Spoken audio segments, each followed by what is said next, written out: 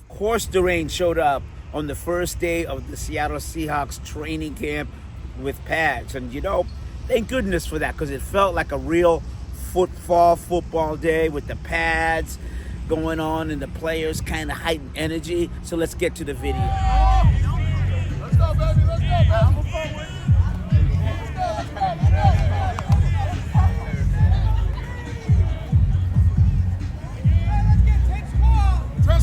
Ten squads.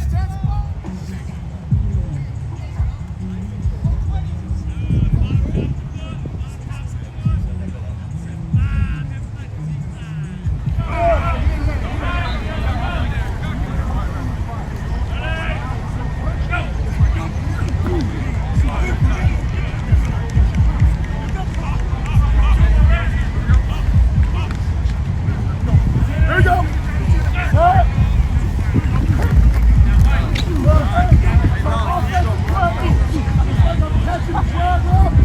Turn it up.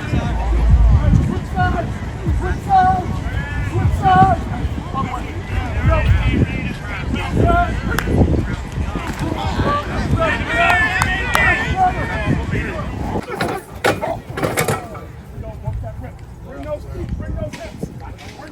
Bring those hips.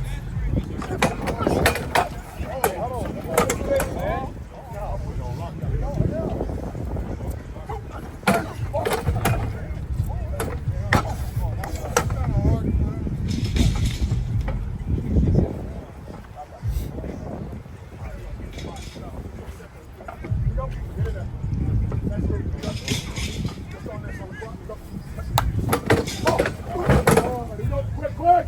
Next group. Switch sides we go.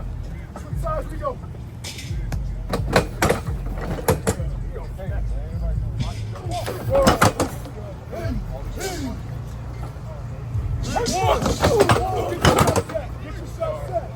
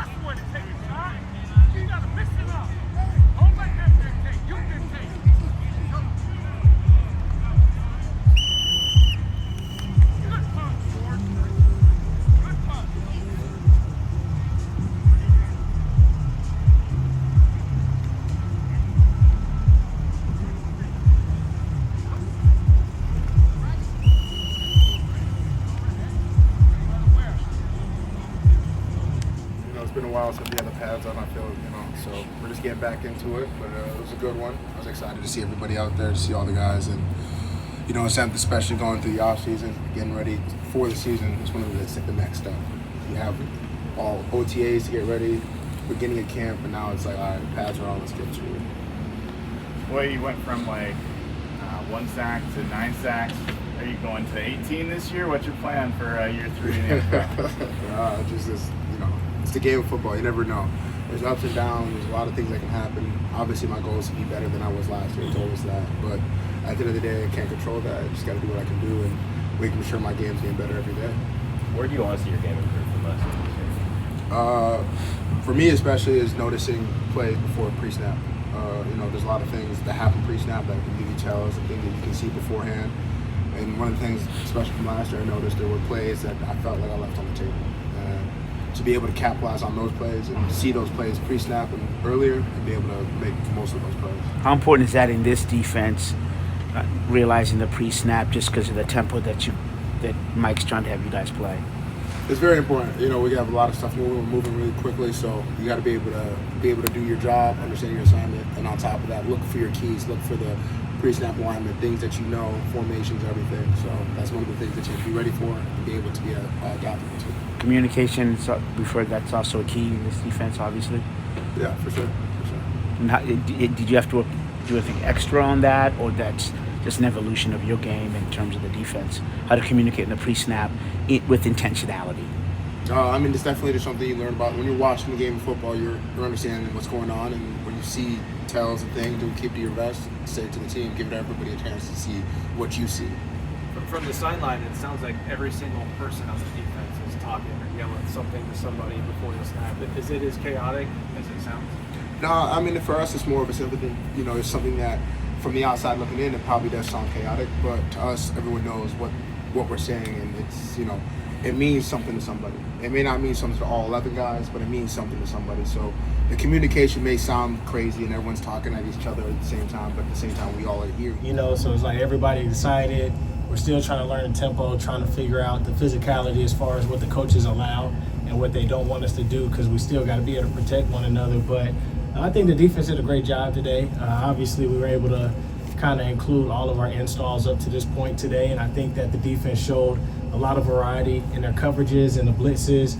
And I think for us, you know, we got to just continue to learn how to be able to communicate, to pick those things up. But, you know, I think that the defense got after us a little bit. It always depends on the coaches to be able to get us right, to be able to take us to a place that we want to be able to go.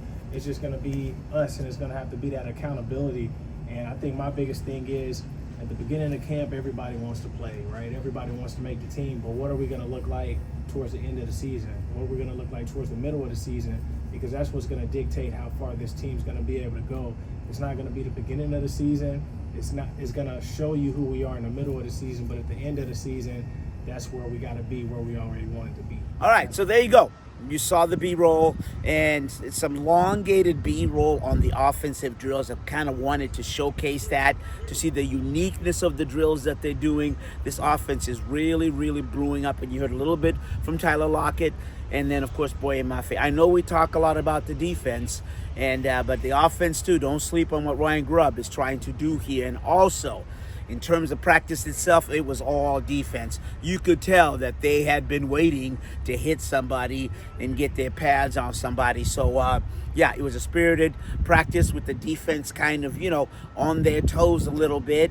And the other thing you saw, y'all will like this, is Byron Murphy looked and played the part. He's a big man when you put on pads, and the rookie, again, continues to take that step. And, you know, as with everybody on the defense, they move pieces around, so he played at different positions, and that's the key to what you saw today in practice. I'm not going to tell you where they moved, but you could tell they were moving around. And then I think, again, on offense, Julian Love did have one interception of a Geno Smith pass, which is rare because Geno has just been playing on a stellar stratosphere, and so it's probably going to bound to happen. Other offensive gold stars go to, I would say, Zach Charbonnet, Ken Walker, and DK Metcalf. And again, the first day of pads, the defense kind of, you could tell they released themselves just in terms of their play. So from the VMAC in Renton, I'm Osvita Maria for the CascadiaSports.net report.